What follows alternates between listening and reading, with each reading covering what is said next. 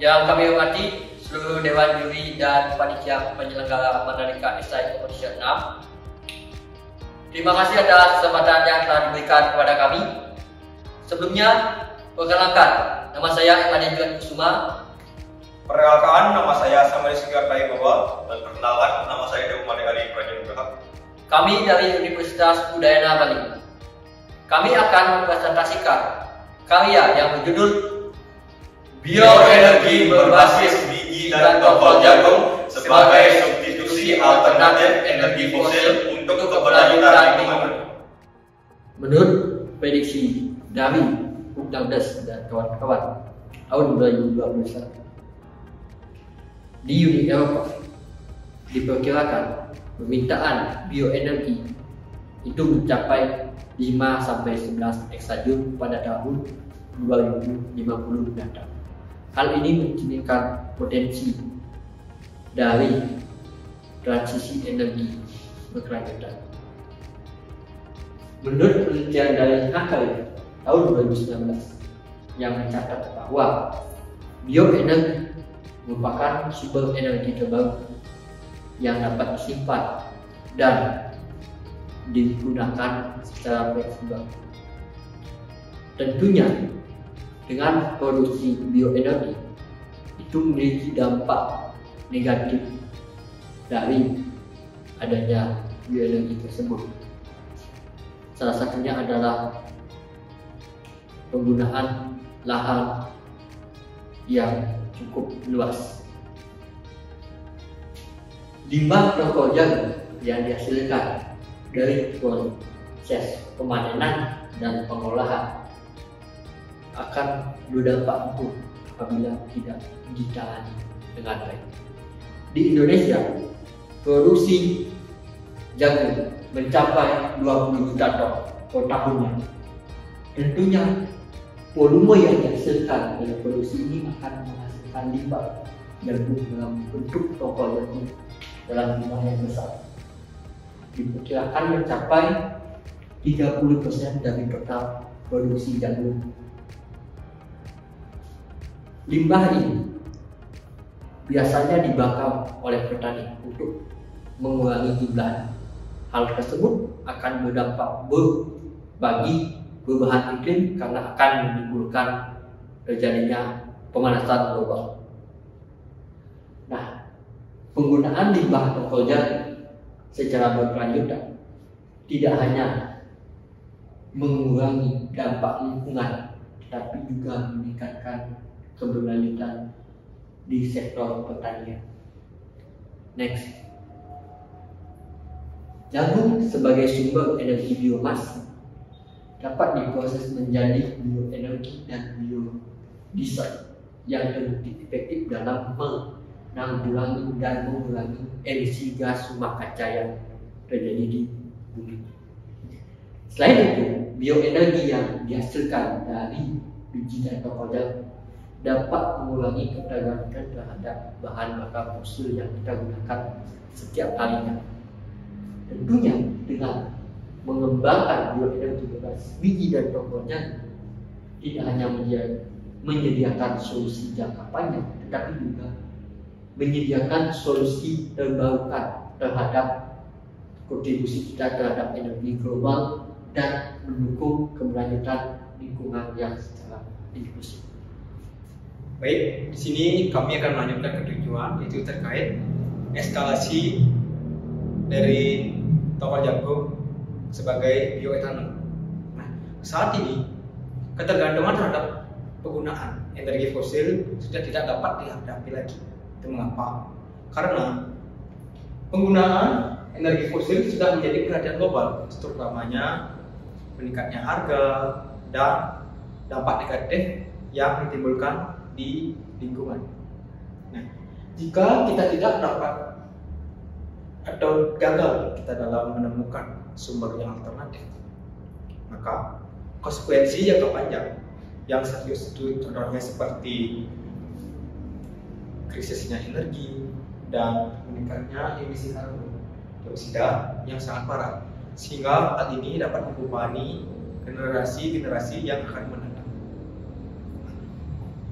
Dalam hal ini, di mana bioetanol juga dipandang sebagai alternatif energi terbarukan, yang dimana bioetanol mampu dalam menggantikan energi fosil yang signifikan. Di dalam data ditunjukkan bahwa bioetanol ini mampu mengurangi gas rumah kaca yaitu sebesar 86% dibandingkan dengan menggunakan bahan bakar komersial, yaitu contohnya seperti bensin. Selain itu,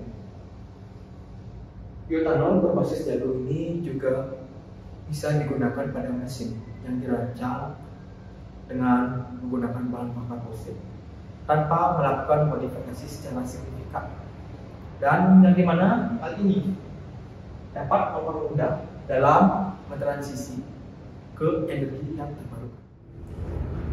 Oke, sekarang kita akan masuk ke ringkasan terkait materi yang tentunya telah kami susun sebelumnya, dan akan saya awali dengan latar belakang terlebih dahulu.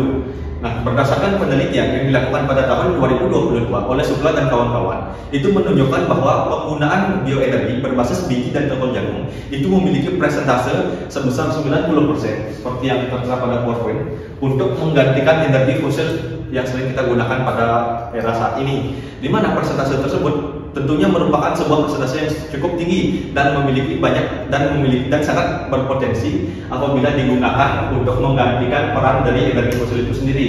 Nah, untuk memperoleh persentase sebesar itu, tentunya kita harus memperhatikan beberapa parameter dalam proses pengolahannya, seperti halnya konsentrasi substrat, kemudian suhu, dan selanjutnya adalah pH. Nah, namun peran bakteri starter atau bakteri yang akan kita gunakan dalam proses fermentasi di dalam pengolahan bioetanol ini itu penting kita perhatikan, di mana kami di sini menggunakan bakteri starter berupa Saccharomyces cerevisiae atau yang lumrah kita kenal dengan bakteri ragi, di mana alasan kami memilih bakteri tersebut sebagai bakteri starter karena bakteri ini memiliki harga yang cukup murah serta keberadaannya juga banyak di pasaran, sehingga lebih mudah untuk diperoleh dan didapatkan. Nah, apabila kita berhasil mengimplementasikan atau mengintegrasikan inovasi ini, maka bukan tidak mungkin bagi kita untuk turut bergabung sebagai agen dari komunitas global untuk keberlanjutan dan keberlangsungan lingkungan ke arah yang lebih baik. Mengingat seperti yang kita ketahui bersama, penggunaan bioetanol sebagai pensubstitusi energi fosil itu tentu akan jauh lebih ramah lingkungan, mengingat tidak menghasilkan gas sisa seperti karbon dioksida yang tentunya dapat berpotensi menyebabkan efek rumah kaca dan pemanasan global. Nah, selanjutnya itu adalah terkait penelitian yang dilakukan oleh Lopez Linares pada tahun 2021, di mana pada penelitian tersebut beliau mengatakan bahwa peran dari tongkol jagung ini itu tidak hanya sebatas dapat digunakan sebagai bahan bakar kendaraan, namun juga mampu dimanfaatkan atau mampu diolah di sektor industri kimia yang terkena dalam PowerPoint, di mana dalam sektor industri kimia ini produksi dari limbah tongkol jagung itu mampu diolah menjadi etilena yang nantinya akan dihidrasi atau akan didehidrasi, sehingga akan menghasilkan atau hasil dari dehidrasi tersebut nantinya akan dimanfaatkan untuk membuat atau sebagai bahan baku plastik serta pelarut organik, dan juga dapat dimanfaatkan di sektor farmasi. Nah, mengingat banyak sekali hal-hal atau potensi-potensi yang dijanjikan oleh pemanfaatan dari tongkol jagung ini sebagai pengganti dari energi fosil ataupun di industri kimia, maka seharusnya kita sudah mampu mengimplementasikan penerapan dari inovasi ini dalam ranah global. Namun yang terjadi di lapangan tidak seperti itu, karena berdasarkan penelitian atau studi yang dilakukan pada tahun 2022 oleh International Renewable Energy Agency, itu menunjukkan bahwa penggunaan bioenergi berbasis biji jagung ini itu masih terkendala oleh beberapa faktor, di mana beberapa di antaranya itu adalah meliputi terkait regulasi pemerintah, kemudian segmen pasar, serta persepsi masyarakat yang masih menganggap skeptis atau masih meremehkan peranan dari bioetanol berbasis tongkol jagung ini. Hal tersebut bukan tanpa alasan, mengingat bioetanol berbasis tongkol jagung ini itu cenderung memiliki harga yang cukup tinggi apabila kita komparasikan dengan penggunaan bahan bakar yang sering kita gunakan saat ini yang berasal dari fosil, dan keberadaannya juga cenderung sulit untuk diperoleh. Nah, meskipun dampak yang ditawarkan juga sangat baik untuk mendukung keberlanjutan lingkungan, namun karena faktor-faktor tersebut pengintegrasian inovasi ini masih terkendala. Nah, tidak hanya itu, hal yang lain yang mendasari mengapa kita tidak dapat mengintegrasikan inovasi ini sesegera mungkin di era saat ini itu didasari oleh 3 faktor utama seperti yang terdapat pada PowerPoint, yakni yaitu adalah proses produksi yang kompleks dan biaya yang tinggi. Nah, ini sebenarnya menjadi salah satu faktor utama atau hambatan mengapa kita sulit untuk mengintegrasikan inovasi ini. Hal tersebut dikarenakan untuk memperoleh bioenergi berbasis biji jagung, kita itu harus berhasil mendapatkan gula yang nantinya akan kita fermentasi dari tongkol jagung itu sendiri. Nah, untuk memperoleh gula dari tongkol jagung itu, kita harus memecah senyawa-senyawa kimia yang terdapat dalam tongkol jagung itu sendiri, seperti halnya hemiselulosa, selulosa, dan juga lignin. Nah, untuk memecah senyawa-senyawa kompleks tersebut, kita harus menggunakan perlakuan enzimatik seperti menggunakan enzim amilase dan juga menggunakan katalisator.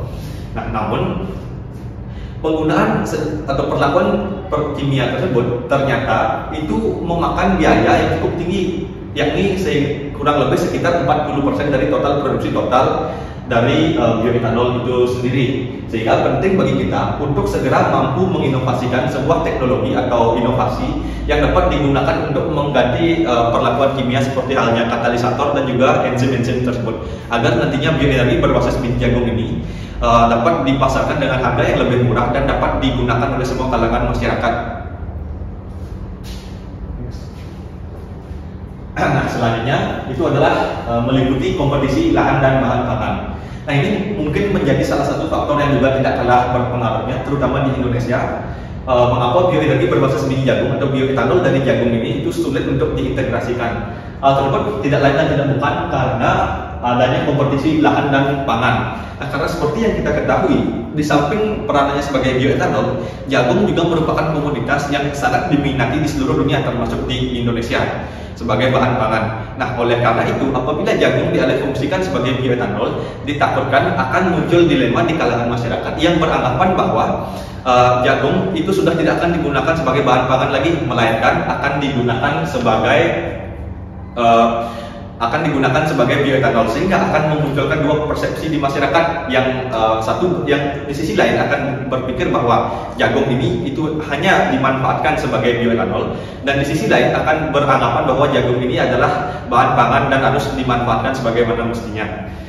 Nah, walaupun pemanfaatan bioetanol ini itu notabene diperoleh dari tongkol jagung yang merupakan limbah dari jagung itu sendiri, namun karena permintaan di pasar yang semakin tinggi karena digunakan untuk bahan pangan dan juga digunakan untuk bioetanol, maka bukan tidak mungkin harga jagung di masa mendatang juga akan mengalami peningkatan yang sangat signifikan dan akan berpotensi mengakibatkan fluktuasi harga atau harga dari jagung ini melonjak drastis.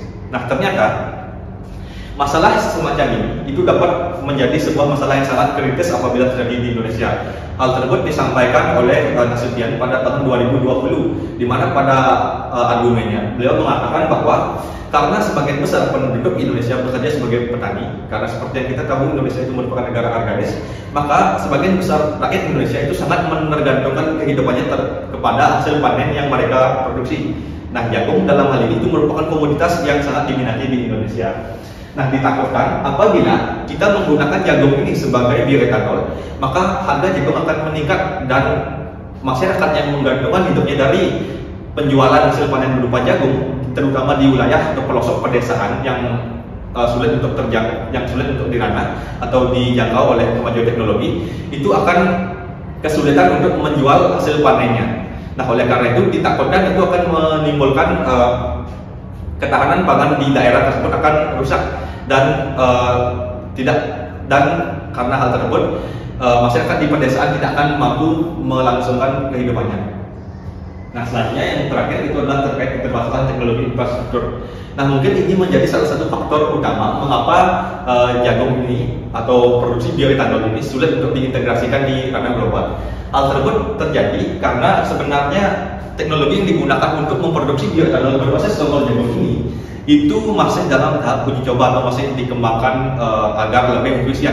Mengingat seperti yang telah saya tekankan tadi, untuk memproduksi bioetanol berbasis biji jagung, kita harus melakukan perlakuan yang rumit dan kompleks, yakni terutama untuk memecah kandungan lipid selulosa, hemoselulosa, dan selulosa yang terdapat pada jagung itu sendiri. Nah, apabila kita menggunakan perlakuan enzimatik dan katalisator seperti yang juga telah saya jelaskan pada slide sebelumnya, itu akan terkesan memakan biaya yang cukup tinggi sehingga akan mengurangi minat masyarakat untuk mengalihkan penggunaan energi dari bensin atau energi dari fosil ke bioetanol itu sendiri. Nah, oleh karena itu pengembangan terkait teknologi tersebut harus segera diperhatikan. Nah, khusus di negara berkembang seperti halnya di Indonesia, pengintegrasian bioenergi berbasis tongkol jagung ini itu juga semakin sulit untuk diintegrasikan. Nah, meskipun pemerintah Indonesia telah berupaya untuk melakukan investasi dan membuat pabrik-pabrik yang mampu memproduksi bioetanol ini, namun hal tersebut disinyalir masih kurang efektif, mengingat pendistribusiannya juga masih hanya ke daerah-daerah tertentu dan tidak mampu menjangkau ke daerah secara keseluruhan. Nah, karena dan diiringi dengan penggunaan sumber daya yang tinggi dan biaya yang mahal, biaya produksi yang mahal, hal tersebut mengakibatkan masyarakat Indonesia masih kurang berminat untuk menggunakan inovasi ini dan cenderung menggunakan energi fosil sebagai alternatif.